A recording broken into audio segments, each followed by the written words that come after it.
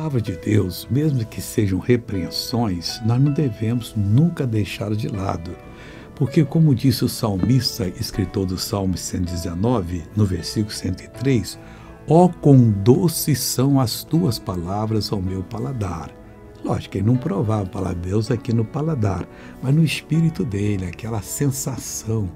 É amarga essa palavra, ela é uma palavra assim apimentada, não, ela é muito doce, mas muito poderosa ao mesmo tempo. Então tenha esse prazer com a palavra de Deus, alimente-se sempre dela. Quanto mais você meditar naquela palavra que lhe sobressair aos olhos, que é o alimento que Deus lhe deu, melhor você vai viver.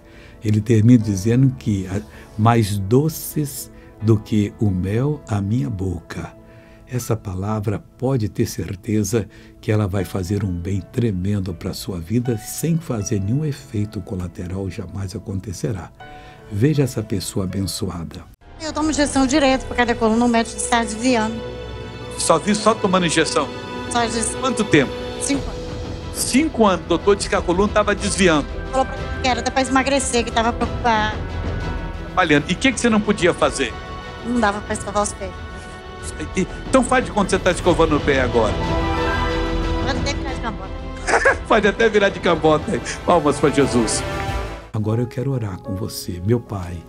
Que todos que estão me ouvindo agora tenham esse prazer de ouvir a Tua palavra, de degustar a Tua palavra, de comer a Tua palavra, de extrair dela, Deus, a força necessária, a santidade necessária, a esperança necessária e tudo mais necessário, e tudo para a Tua glória. Eu abençoo a todos em nome de Jesus. Amém.